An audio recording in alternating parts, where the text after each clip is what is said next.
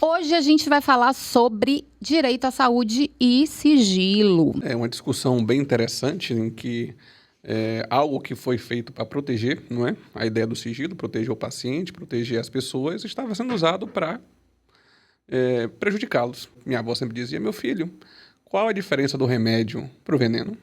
A dose. E aí, diante disso, trazemos alguns casos interessantes, dentro de uma perspectiva mais simplificada, até mesmo de fofoca, quem sabe, para poder discutir esse caso num viés bem objetivo. E o melhor de tudo é, né, fofoca. A gente não gosta de fofoca, gente. A gente gosta de ser informado. É diferente.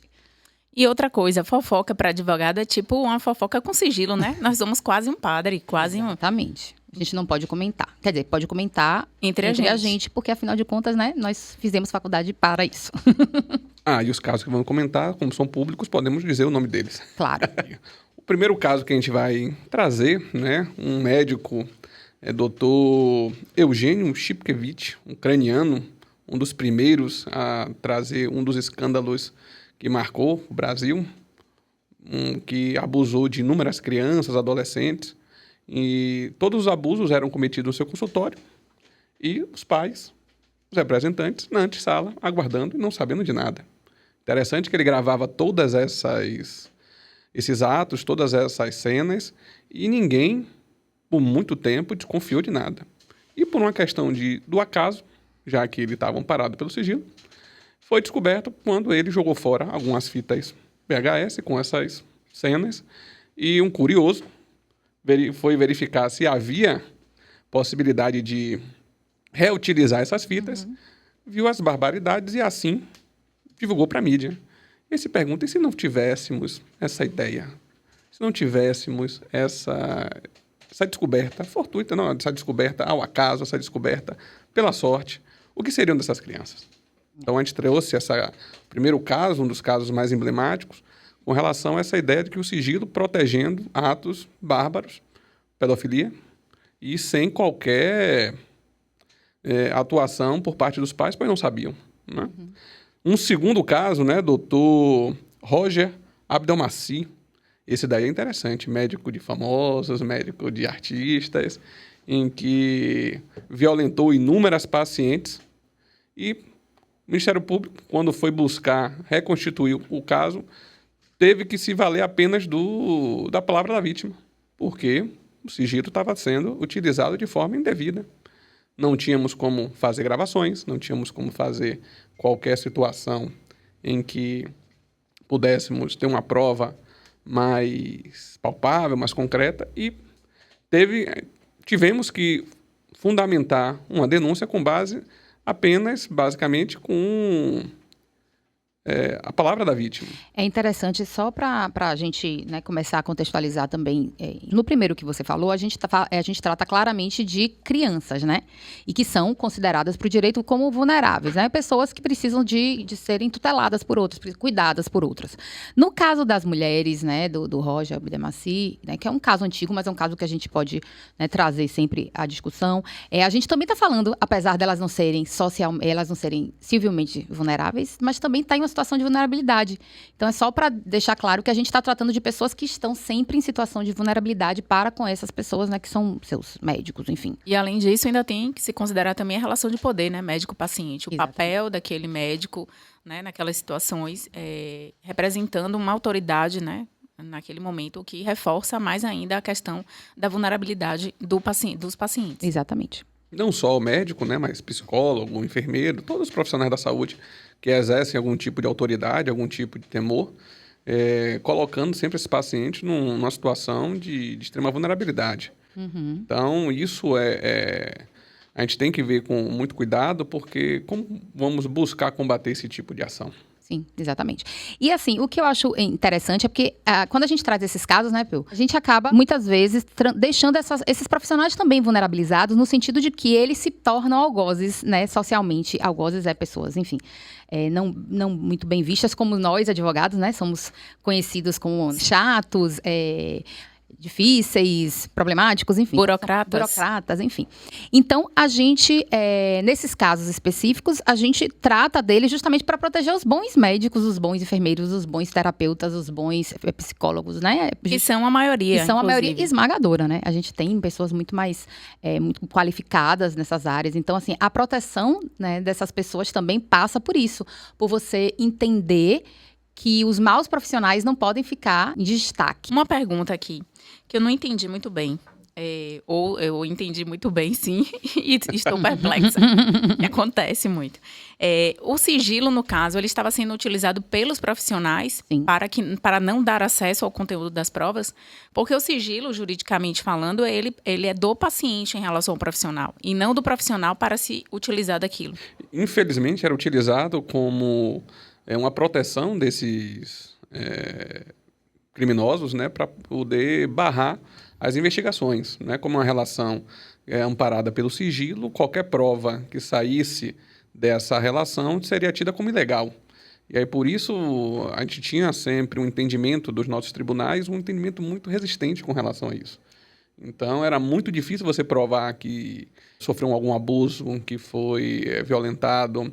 Sempre era uma questão de algo criado pelo paciente, algo criado pela vítima. Então, sempre teve uma conotação muito pejorativa em desfavor da vítima. Uhum. A gente vê isso nas relações, né? Víamos, né? Graças a Deus a gente está conseguindo melhorar.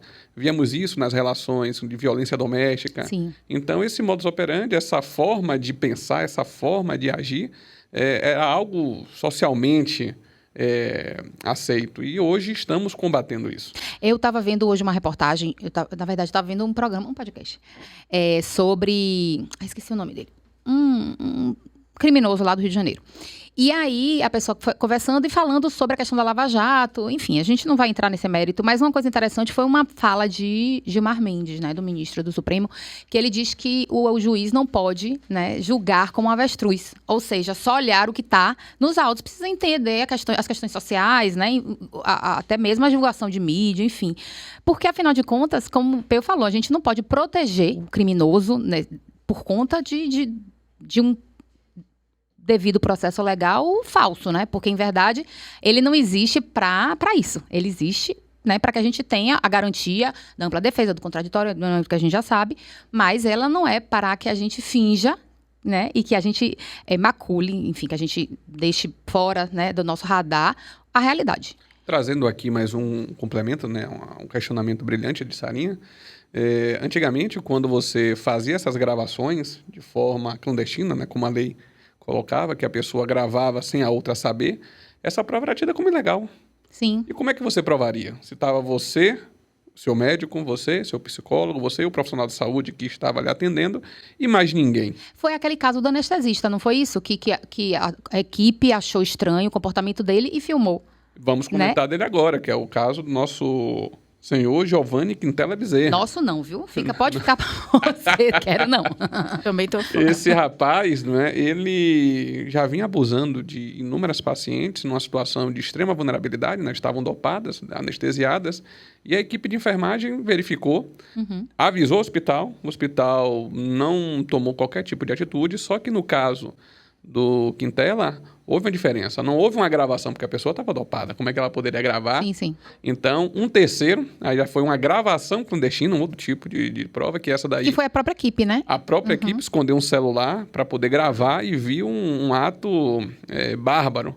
E aquilo ali desencadeou até uma mudança no pensamento dos tribunais. Tanto é que a defesa do médico, né, uma situação bem estranha, nenhum advogado privado quis fazer a defesa dele, então ficou a cargo da Defensoria Pública, esse trabalho hercúleo, né, porque querendo ou não, todos têm direito de defesa, e na oportunidade, nosso tribunal entendeu, nosso Superior Tribunal de Justiça, entendeu que aquela prova era válida. A gente não pode deixar isso como algo ilegal, se é a única forma de provar. Por que não? Gente, alguém aqui já tomou, eu acho que todo mundo, não sei, né, pelo menos para fazer exame, a gente já tomou aquele remedinho Propofol. Legalzinho pra dormir, assim. Enfim, a gente apaga real. A gente não né? A gente tá completamente vulnerável.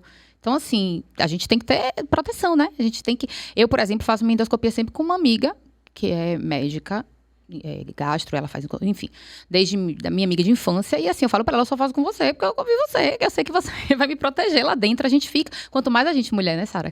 Então aí já vem as nossas questões enquanto mulher.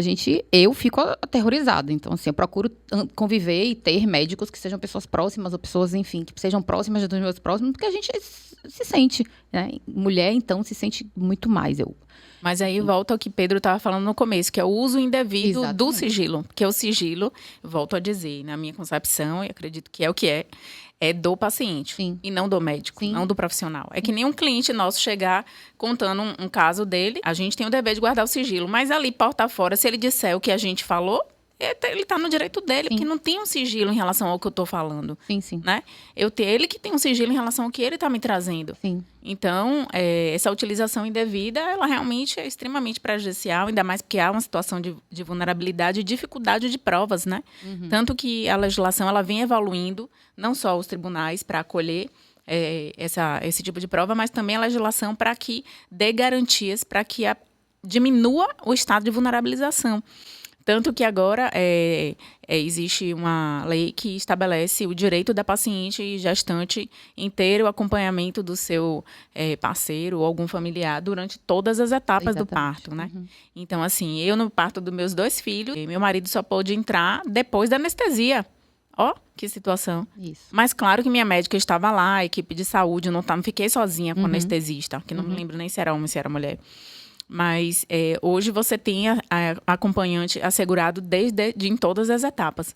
Né? Então, assim, são mecanismos outros de proteção, né, que vão surgindo. Mas aí a gente voltando a comentar um pouquinho como é que os tribunais estão se comportando nisso. Então, graças a Deus, a gente tem visto, né, uma valorização da palavra da vítima, uma valorização da palavra daqueles que sofreram os abusos, já que às vezes não, muitas vezes a gente não tem como ter outro tipo de prova, não tem como gravar, não tem uma testemunha, não tem uma outra pessoa que conseguiu ver a situação. Então, isso está sendo valorado de outra forma. Os tribunais têm aceitado a gravação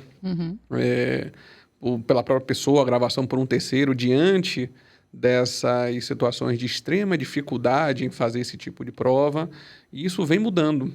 Porque antigamente, né, se buscava essas ilegalidades, né, nesse aspecto de prova, e os agressores, os violentadores saíam impunes e continuavam a fazer. Repetindo, se não fossem as fitas jogadas fora, o doutor Chipkevich ainda estaria, quem sabe, se estivesse vivo, não sei se ainda está, estaria abusando de crianças e adolescentes. Então, a gente não pode deixar isso ao acaso, a gente não pode deixar isso à sorte, a gente não pode deixar isso a um evento que pode acontecer ou não. Isso tem que ser levado a sério. Né? Então, hoje a gente começa a ver uma mudança nessa perspectiva e isso é interessante. O sigilo não é do médico, o sigilo não é do profissional de saúde, o sigilo é do paciente. Um exemplo interessante, né, quando a gente vê agora uma situação em que uma mulher faz um aborto, algo do tipo, e logo tem uma consulta. Se o médico que a atendeu após o aborto notifica, isso daí não pode ser considerado como prova, ela não pode ser incriminada porque aquilo é uma questão ilegal, ele violou o sigilo. Porque o sigilo não é do médico. É do paciente. É do paciente. Isso. Gente, foi massa.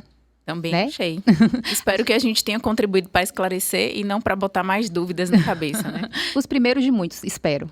Falar de coisas interessantes, tormentosas, até que é legal. Até que é legal. Até que é legal. Até que somos legais. Tchau, gente. Tchau. Um abraço.